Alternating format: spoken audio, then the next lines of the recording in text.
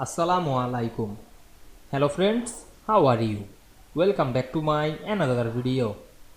In this video, I am going to show you how to add rounded rectangle shape in Affinity Publisher. Let's get started. Firstly, go to a blank page. Now we want to insert rounded rectangle. Go to the tools section and select the shapes drop down menu, and we can see here many shapes. Now I select the rounded rectangle tool. Then draw the rectangle to this page. You can add the fill color or the stroke color. Now I select the fill color option and change any color. Otherwise you can change the stroke color. Now I select the stroke color, make black. Otherwise you can make the border dash border.